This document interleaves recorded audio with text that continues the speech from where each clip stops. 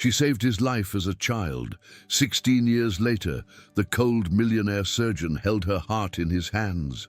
And when they recognized each other, it should have been the start of forever. But one cruel voice threatened to tear them apart. Hello, my friends. Before we begin this amazing story, leave a comment telling me where you're watching from and how your day is going, all right? And don't forget to like the video and subscribe to the channel. The perpetual grey of South London seemed to seep into the very soul of Peckham, a constant drizzle slicking the streets and reflecting the neon glow of takeaway signs. It was here, in this vibrant, gritty borough, that Amelia Hayes navigated her existence. At 26, her life was a tapestry woven with the rich aroma of coffee from the cafe where she worked as a barista and the sterile scent of antiseptic from her nursing textbooks. Her smile, a small, warm beacon in the urban gloom, was a gift she gave freely to her regular customers. A momentary respite from their own daily grinds. By night, her tiny flat, which she shared with her grandmother, became a sanctuary of quiet study. The air thick with the comforting smells of her grandmother's slowly fading recipes and the weight of her own deferred dreams. Amelia's existence was a relentless balancing act, a tightrope walk over a chasm of financial precarity and emotional exhaustion.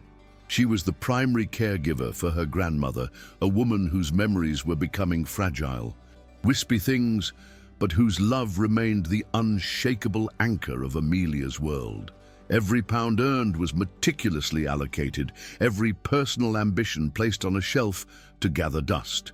She moved through her days with a quiet resilience that was both her greatest strength and her heaviest burden.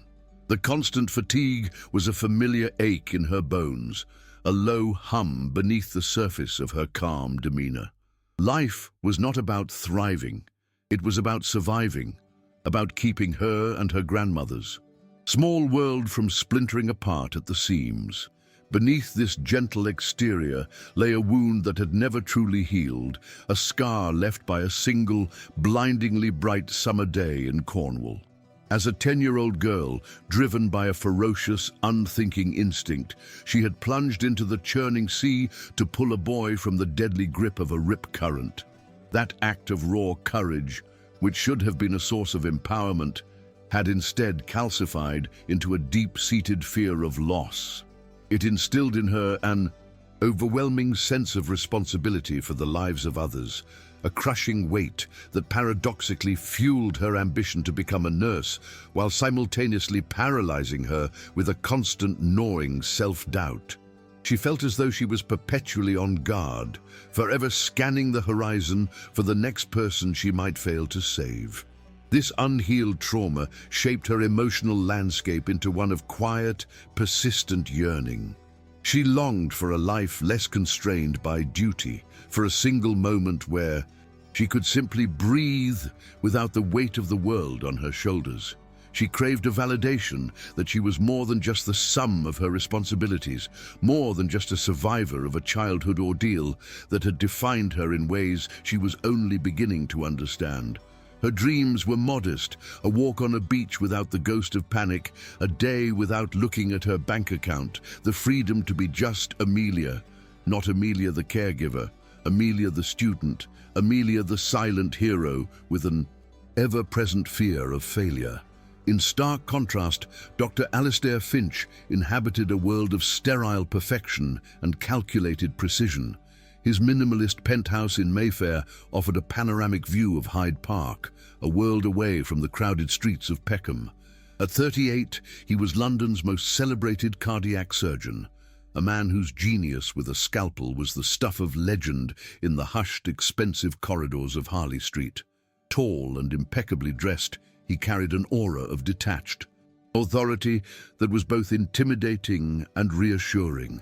His grey eyes, sharp and intensely analytical, seemed to diagnose the world rather than truly see it, missing the colour and chaos of life in his pursuit of clinical flawlessness. He was a master of his domain, a celebrated artist whose medium was the human heart. Alistair was a product of old money and the immense suffocating pressure that came with it. His mother, Eleanor Finch, a formidable Mayfair matriarch, viewed life as a series of strategic acquisitions, and her son's illustrious career was her crowning achievement. To meet these monumental expectations and to survive the relentless demand for perfection, Alistair had constructed an impenetrable emotional fortress around himself. He learned to see his patients not as people filled with fear and hope, but as complex biological puzzles to be solved, intricate machines to be repaired. This detachment was his shield, his scalpel a sword, and the operating theatre his kingdom. He was respected by all, feared by many, and profoundly, achingly lonely. He was a man who could command an operating theatre with a terrifying calm, restarting a heart with hands that never trembled, yet he had long forgotten how to listen to his own. His life was a sequence of controlled environments: the pristine OR, the silent penthouse, the exclusive clubs where conversations were as polished and superficial as the silverware. He had sacrificed connection for control, warmth for respect. The intricate rhythms of the human heart were a language he understood perfectly, yet the simple, messy pulse of human emotion had become entirely foreign to him. He was a monument to success, cold, brilliant, and utterly isolated on his pedestal. Then, on a storm-lashed London night, fate orchestrated a violent, screeching collision of their two worlds. Amelia, walking home from a late-night study session at the university library, her mind filled with anatomical charts, stepped into a crosswalk. A flash of headlights, the squeal of tires, and a brutal impact sent her world spiraling into blackness. She was the victim of a severe hit-and-run, left bleeding on the slick, dark asphalt. Rushed to St. Thomas's Hospital, her life hung precariously by a thread, a critical thoracic trauma threatening to extinguish her quiet resilience forever. The on-call surgeon, recognizing the complexity of the injury, knew there was only one person in the city who stood a chance of saving her. The call went out, piercing the tranquility of Alistair Finch's penthouse. He arrived at the hospital, a calm god descending into the controlled chaos of the A&E department. To him, it was just another case, another emergency call pulling him from his sterile solitude, another puzzle to be methodically solved. As the team prepped her for the operating theatre, he glanced down at her chart, his eyes scanning the details with practiced efficiency. Amelia Hayes, 26, thoracic trauma. He then looked at her face, pale and streaked with blood beneath the harsh fluorescent lights, and for a split second, something inexplicable pierced his armor. A flicker of familiarity in the gentle curve of her cheek, a ghost of a memory he couldn't grasp. He dismissed it as a phantom of exhaustion, a trick of the mind. In the operating room, under the cold, focused glare of the surgical lights, the feeling returned, stronger and more insistent this time. With Amelia's heart literally in his hands, the delicate, life-sustaining muscle he was fighting to repair, the world outside the theatre seemed to fall away. An image, sharp and vivid, flashed in his mind. The blinding glare of a summer sun, the acrid taste of salt and panic in his throat, and the unforgettable sight of a pair of fierce, determined brown eyes staring into his own. The logical, ordered and meticulously controlled world of Dr. Alistair Finch suddenly had a ghost in it, a whisper from a past he thought was buried deep beneath. The waves, and nothing would ever be the same again. Amelia's first conscious thoughts were of pain, a deep, searing ache in her chest that made every breath a monumental effort. The sterile white ceiling of the hospital room swam in and out of focus. The rhythmic beeping of machines, the only constant in a sea of confusion. It was in this disoriented state that she first became aware of Dr. Alistair Finch's presence. He wasn't just a fleeting figure in a white coat, he was a constant. He would stand at the foot of her bed, his expression unreadable, his grey eyes scanning her vitals with an intensity that felt more personal than professional. He spoke in calm, measured tones, but his questions often strayed from the purely medical. "The pain will subside, Miss Hayes," he assured her, his voice a low baritone. "But tell me, what do you remember?" His visits became a daily ritual, a fixed point in her slow, agonizing recovery. The nurses on the ward began to murmur amongst themselves, their curious glances following the celebrated surgeon as he spent far longer than necessary in the room of the hit-and-run victim from Peckham. Amelia, initially wary, found herself anticipating his arrival.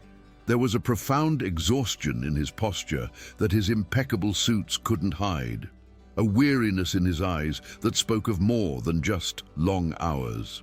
She started to see the man behind the formidable reputation, a flicker of vulnerability that he guarded so fiercely.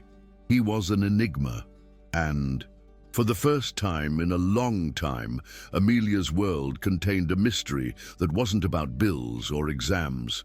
Their conversations started hesitantly, like a delicate negotiation between two foreign diplomats. He would ask about the specifics of her pain, and she would answer politely. But then he started to linger. One afternoon, he arrived not with a chart, but with a worn paperback novel. "I thought you might be bored of staring at the walls," he said, the words sounding slightly clumsy, as if he were unaccustomed to such simple gestures. "It's a classic. The descriptions of the sea are said to be quite vivid." She took the book, their fingers brushing for a fraction of a second, and offered him a genuine smile. "Thank you, Doctor. No one's ever accused me of being bored before. Usually I don't have the time." The small offering of the book opened a door. Alistair began to speak of things beyond medicine. He spoke of the immense pressure of his work, not in a boastful way, but with a candidness that took her by surprise. "You spend your life perfecting a skill," he confessed one evening, staring out the window at the darkening London skyline. "You fix the biological machine, you reset the rhythm, but you're always on the outside of the life you've just saved. You are a technician, not a participant." He didn't seem to be talking to her as much as thinking aloud, making a confession to the only person who seemed to simply listen without judgment or expectation. He was entranced by her quietude. In return, Amelia began to share small pieces of her own world. She told him about her grandmother's failing memory and fierce spirit, about the specific weight and feel of her nursing textbooks, about the dream of one day wearing a nurse's uniform in a ward just like this one. "I think some people are drawn to healing because they feel a bit broken themselves," she mused, her voice soft but clear. "It's not about having power over life and death. For me, it's about offering comfort. It's about making things right, even if it's just for a moment." Alistair listened, captivated.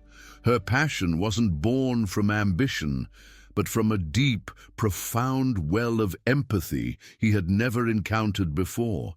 He found himself increasingly obsessed by the flicker of memory, the persistent feeling of connection he couldn't logically explain. He would review her case file, searching for a clue, a rational explanation for the magnetic pull he felt towards her. He would find himself watching her sleep, studying the peaceful curve of her cheek, trying to place her face in the chaotic filing cabinet of his memory. The feeling was unprofessional, irrational, and utterly undeniable.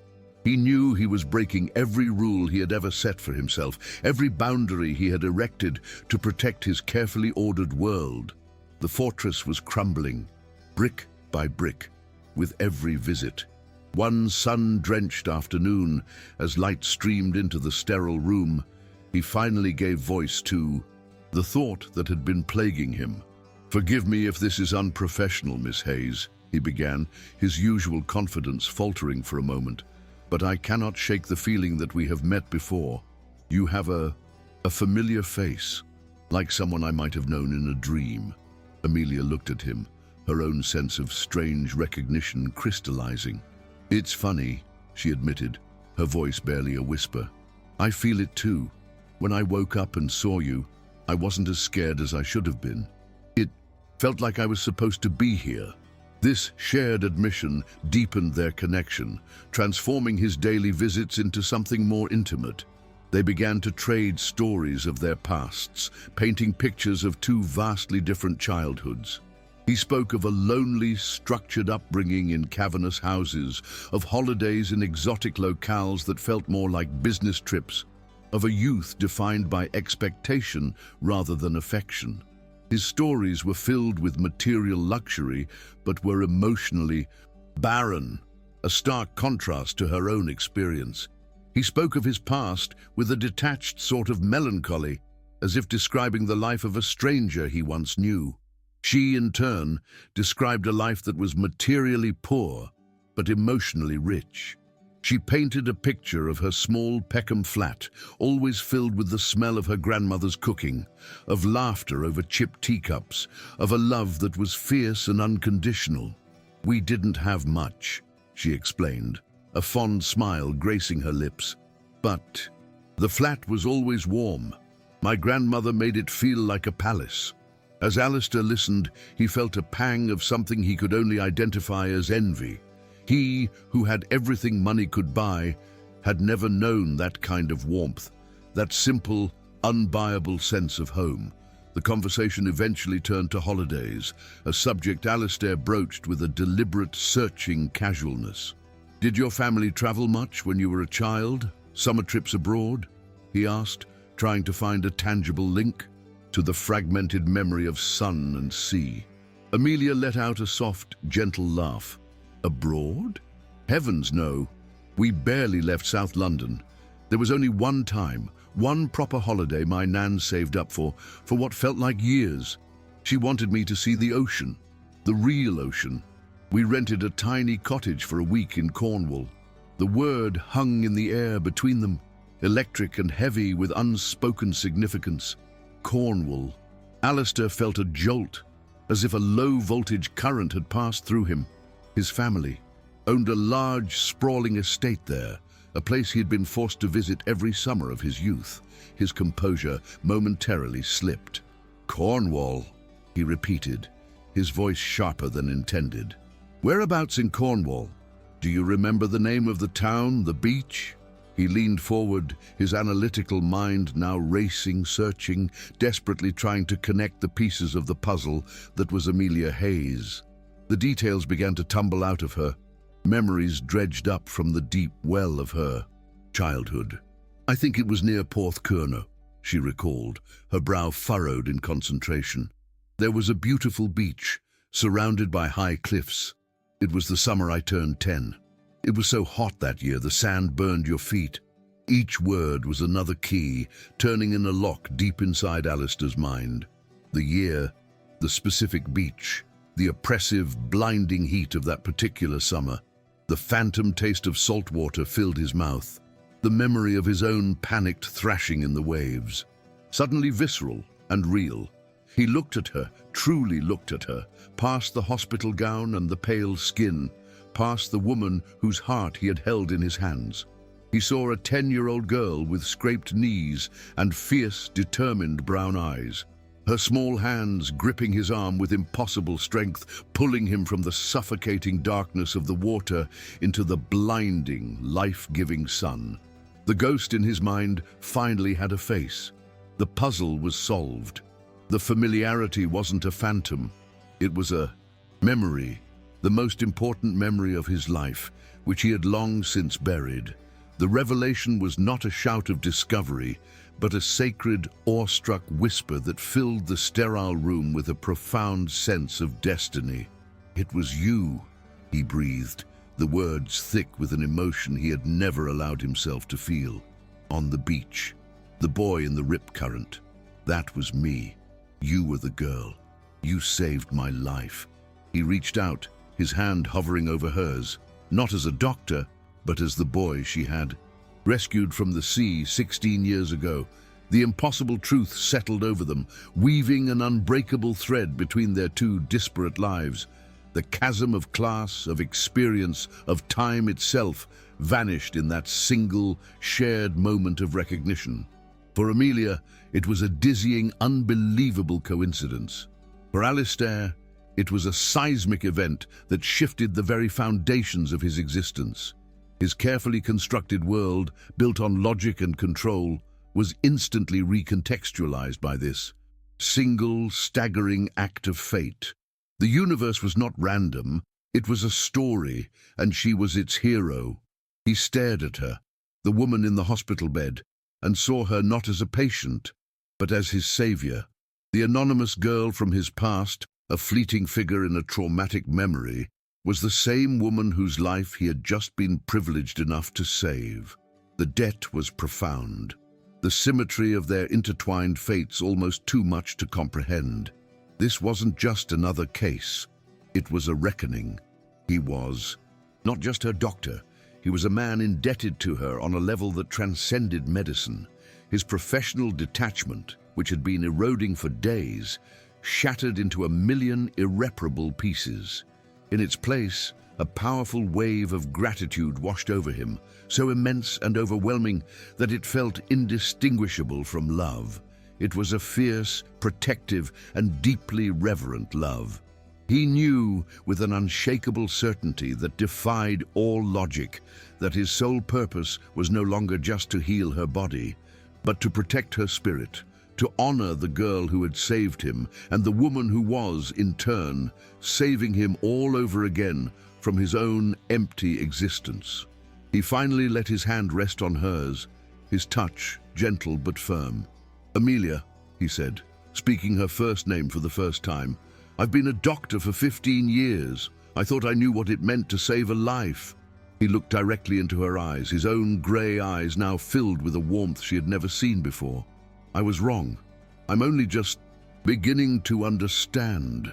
The professional distance was gone, replaced by a raw, unguarded intimacy that promised to change both of their lives forever. Amelia felt a tear slide down her temple and into her hair. The world suddenly felt both impossibly large and incredibly small, a place of profound and beautiful mystery. The man before her was no longer the celebrated, intimidating surgeon from Harley Street. He was the boy from the beach, the ghost from her own past, now made real. The fear and uncertainty that had clouded her recovery began to dissipate, replaced by a fragile but persistent sense of hope, a feeling that this catastrophic accident might not be an ending, but an extraordinary, impossible beginning. Alistair didn't let go of her hand. He couldn't. It felt as if he were holding onto his own lifeline, the anchor that had been missing from his life for 16 years. He was the man who had everything. Yet in that moment, he knew that the only thing of any real value in his entire gilded life was the quiet, resilient woman lying in the hospital bed before him. He had spent his life fixing hearts, but for the first time, he was terrified of breaking one, hers. And he was terrified that someone might try to break his. The quiet hum of the hospital faded into the background. For the first time, Alistair saw a future that wasn't a pre-written script of accolades and empty success. He saw a future with color, with warmth, with meaning. He saw a future with Amelia. The debt he owed her was not one that could ever be repaid, but he knew he would spend the rest of his life trying, and that single-minded purpose felt more real and more important than any surgical award he had ever received. "Rest now, Amelia," he whispered, his voice soft. "You need to heal. I'll be here." It wasn't a doctor's reassurance. It was a solemn vow. He would be her guardian, her protector, the unwavering presence she had never had. He had been given a second chance, not just at life on that long-ago day in Cornwall, but a second chance at a life, a real one, here and now, and he would not let it slip through his fingers. The afternoon sun cast long shadows across the room, illuminating the dust motes dancing in the air like tiny golden promises. In the quiet sanctity of that hospital room, two souls, separated by a lifetime of circumstance but bound by a single moment of fate, began to fall in love. It was a love born from the sea and reforged in the sterile theater of a hospital, a love that was as improbable as it was inevitable, and it had the power to either heal them completely or break them apart forever. She closed her eyes, not out of fatigue, but out of a sense of overwhelming peace. For the first time since the accident, she felt safe. The man holding her hand was not just her doctor, he was a piece of her own history, a living testament to the best and bravest part of herself. "Alistair," she whispered back, the name feeling natural on her tongue. "Stay." He squeezed her hand gently, a silent promise that he had no intention of ever leaving. Their worlds, once galaxies apart, had now collided and merged into a single, shared orbit. The cold, precise surgeon from Mayfair and the resilient, warm-hearted nursing student from Peckham were no longer defined by their addresses or their backgrounds. They were simply Alistair and Amelia, the boy and the girl from the beach, their past and present now inextricably linked, their futures waiting to be written together. The foundation of their story was built, fragile yet profound, waiting for the inevitable storms that would come to test its strength. Their burgeoning relationship was a fragile bridge built between two vastly different worlds, suspended precariously over a chasm of class and expectation. As Amelia's strength returned, Alistair began to tentatively introduce her to his life outside the hospital walls. A simple walk through Hyde Park became a study in contrasts. His effortless stride on familiar ground, her subtle unease amidst the casual display of wealth. He was oblivious to the condescending glances they received, the way other people's eyes would flicker from his tailored coat to her simple second-hand jacket. But Amelia saw it all. Each glance was a small paper cut to her soul, a reminder that she was a tourist in his world, and her visa felt temporary at best. This fragile connection was immediately perceived as a threat by the one person whose opinion Alistair had been conditioned to value above all others: his mother. Eleanor Finch navigated the complex British class system with the ruthless precision of a grand chess master. Upon hearing whispers of her son's unprofessional attachment to a patient, she launched a quiet, thorough investigation. It didn't take her long to uncover every detail of Amelia's life: the cramped flat in Peckham, the barista job, the financial struggles. In Eleanor's mind, Amelia Hayes was not a savior or a miracle. She was a cunning opportunist with the perfect, irresistible sob story, a direct threat to the Finch legacy. The conflict erupted, as it so often did, over a tense family dinner in the cavernous, silent dining room of the Finch family home. Believing the story of their shared past would soften his mother, Alistair spoke of Amelia with a hopeful, unguarded love. Eleanor listened, her face an unreadable mask, until he was finished. She placed her wineglass down with a delicate, deliberate click. "Alistair, darling," she began, her voice deceptively soft, "while this is a charmingly romantic tale, we must be realistic. You are disgracing our name, tying yourself to a charity case. Have you considered for a moment the optics of this situation? The girl works in a coffee shop." Alistair's face hardened. "Her name is Amelia, Mother, and she saved my life, twice. That is the only optic that matters." He explained the story of Cornwall, laying out the impossible odds, the fated nature of their connection, hoping it would make her understand. But it had the precise opposite effect. To Eleanor, the story wasn't proof of destiny, it was proof of a masterful deception. "Oh, how wonderfully convenient," she said, a cruel, thin smile playing on her lips. "A life debt. It's the oldest trick in the book for a girl with nothing to her name.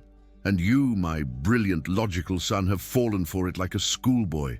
She is a social climber, and she has found her ladder." The argument left a bitter taste in Alistair's mouth, but his resolve only strengthened. He was determined to protect Amelia from the poison of his world.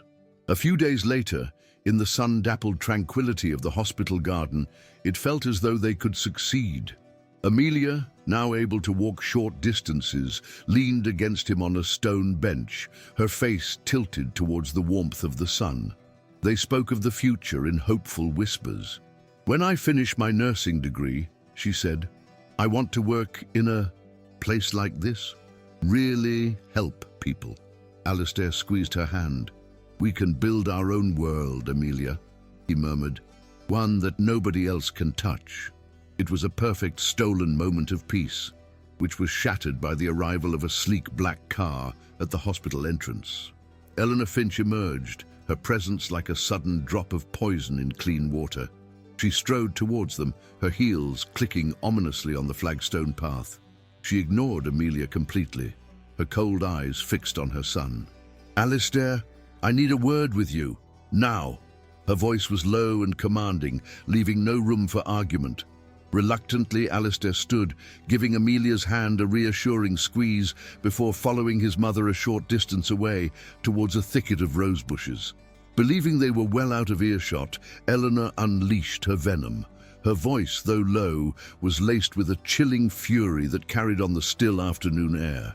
I will not stand by and watch you throw away everything your father and I have built for some fantasy.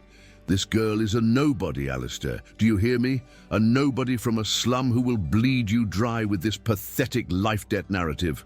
Each word was carefully chosen, designed to inflict maximum damage, to sever the bond she saw as a cancerous growth on their family's reputation. People are talking. They see her for what she is, a common social climber playing you for a fool. Hidden by the lush foliage of the rose garden, Amelia heard every single brutal word. The world seemed to tilt on its axis, the beautiful day turning sour and grey. Eleanor's words were not just an attack, they were a confirmation of every deep-seated fear and insecurity Amelia had ever harbored about herself. She suddenly saw herself through Eleanor's eyes, common, cunning, unworthy. The condescending glances from Alistair's colleagues, the snide whispers she had imagined from his social circle. They weren't just in her head, they were real. She wasn't just from another world, she was an infection in his.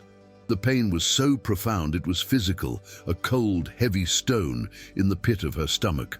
The fragile bridge between their worlds, the one Alistair promised they could build, had just been dynamited by his own mother. She didn't cry. She felt a strange, chilling calm descend upon her. In that moment, she understood with absolute clarity that as long as she was in his life, he would be fighting a war. She would always be his battle, his weakness, the anchor holding him. Back from the world he was born into. Loving him meant more than holding his hand. It meant letting him go. She slipped away from the garden, her movements quiet and ghost-like. Back in her room, she looked at her reflection in the small mirror. She saw the girl from Peckham, the girl who smelled of coffee and disinfectant, the girl who was now a common social climber. The transformation she had felt blooming inside her, the hope and the love, wilted under the harsh glare of Eleanor's judgment. With a heavy, broken heart, Amelia Hayes made a choice. She would not be Alistair Finch's disgrace. She would disappear. She would save him from herself. The next day, Alistair arrived at the hospital, his heart light, ready to finally take Amelia away from the sterile white walls. He carried a bouquet of flowers and a plan for their future, but he was met not by Amelia's warm smile, but by the solemn, pitying eyes of her grandmother. The room was sterile and empty, stripped of any sign that Amelia had ever been there. "She's gone," the old woman said softly, her voice thick with a sorrow that was not just for her own loss, but for his. "She asked me to give you this." She handed him a single folded piece of paper. His hands trembled as he unfolded the letter. Her familiar handwriting swam before his eyes, each word a fresh wound. "My dearest Alistair," it began, "you were saved from the sea once. I think I was too that day in your operating theatre. But some people aren't meant to walk on the same shore. Your mother is right about me, about where I come from. I cannot be the reason your world crumbles, and I cannot live in a world where I am seen as your burden. I am not strong enough to fight for a place I don't belong." The letter continued, each sentence driving the knife deeper into his heart. "The girl who saved you in Cornwall was brave and fearless. I don't know where she went.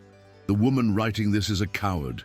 I saved your life once out of a child's courage. Now I must save my own with an adult's cowardice. Please do not look for me. Live your brilliant life. Be the man everyone expects you to be. Forgive me." The final words, "forgive me," were blurred by a small, tear-shaped stain on the paper. His world collapsed. The bouquet of flowers slipped from his grasp, scattering petals across the cold, empty floor. The warmth and color Amelia had brought into his life vanished, plunging him back into a world of cold, silent gray. But this time, the cold was not a protective shield. It was a tomb. It was the suffocating emptiness of profound loss. He had found his savior, the one person who made his life make sense, the one person who could see the man behind the mask, and he had lost her. He stumbled out of the hospital, the letter clutched in his hand, a testament to his failure. He had failed to protect her. He had let the poison of his world touch her, and it had destroyed everything. He looked up at the grey London sky, a reflection of the utter desolation in his soul. He had been a ghost for most of his life, and Amelia had been the one to finally make him feel real. Now she was gone, erased from his life as if she had never existed. The loss was catastrophic, a gaping wound far more severe than the one he had healed in her chest. He was plunged back into the solitude he had once cultivated, but now it was unbearable. Every silent room in his penthouse screamed her absence.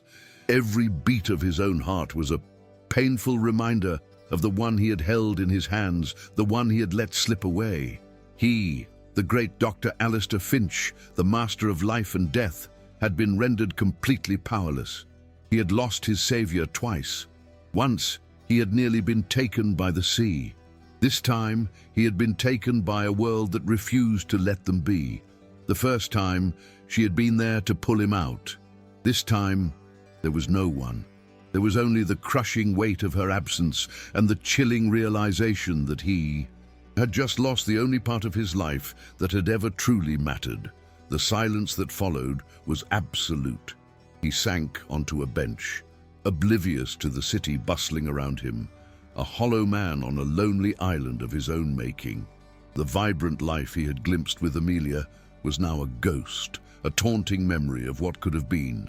He had won countless battles in the operating theatre, but he had just lost the only war that mattered.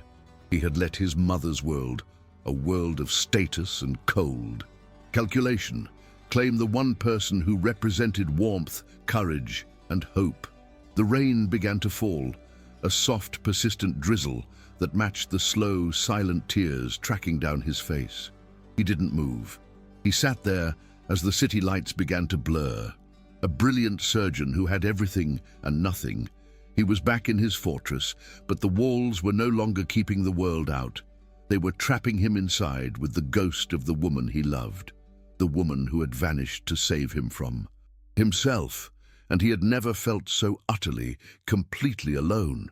The realization settled in his bones, cold and sharp as a scalpel. He had to lose her to understand the true depth of his love and the true bankruptcy of his own life. The emotional climax was not a shout, but a devastating, silent scream in the void of his own heart. The story was not over, but the world in which he and Amelia had found each other had been irrevocably shattered. The path forward was shrouded in fog, with no guarantee of a light at the end.